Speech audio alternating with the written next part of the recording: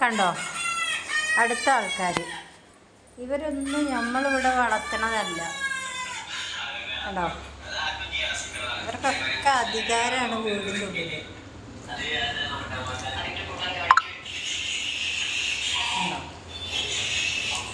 പിന്നെ ഇവനുണ്ടല്ലോ, ഇവന് ഇവിടെ അടുത്തൊരു താമസിക്കുന്ന ഒരു ചേച്ചീൻ്റെ പൂച്ചയായിരുന്നു. ആ ചേച്ചി അവിടെ വീട് ഉപേക്ഷിച്ച് പോയപ്പോൾ ഇവരെപ്പോലെ ഒരു 2-3 ആൾക്കാരുണ്ടായിരുന്നു. അവരെയൊക്കെ ഉപേക്ഷിച്ചിട്ട് പോയി. പക്ഷേ അവരെല്ലാവരും ഇവിടെ ഉണ്ട്. പക്ഷേ ഇവൻ്റെ കുട്ടികളാണ് ഇവിടെ ഉള്ളവരെല്ലാവരും.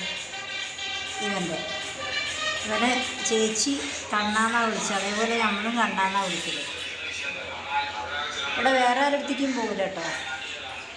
എൻ്റെ അടുത്തേക്കാണ് വരിക. വിശക്കുമ്പോൾ മാത്രമേ വരുള്ളൂ. വന്നാൽ അവൻ അന്നേരം കിട്ടിയിട്ടേ പോവുള്ളൂ. ഇപ്പം ഞാൻ ചിക്കൻ കൊണ്ടുവന്നിട്ടുണ്ടായിരുന്നു. അപ്പോൾ ചിക്കൻ കൊടുത്തതാണ്. ഇനി അതൊക്കെ ഒന്ന് വയറ് നിറച്ച് ഇപ്പോൾ പോകും. ഇനി ഒരു 3 മണി 4 മണിയാകുമ്പോൾ പിന്നെയും വരും. പിന്നെയും അതിന് കുറച്ച് ചോറ് കൊണ്ട് പോകും.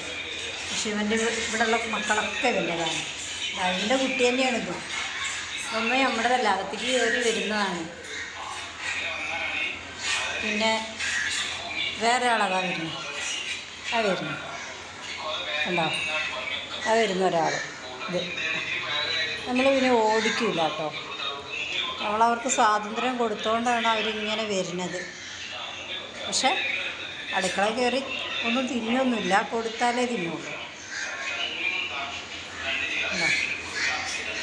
ഇവിടെ പിന്നെ കൊഞ്ചിയാണ്. നമുക്ക് പിന്നെ മടിയിൽ കയറിയിരുന്നാൽ മതി. എടാ കൊഞ്ചിയാണിത്.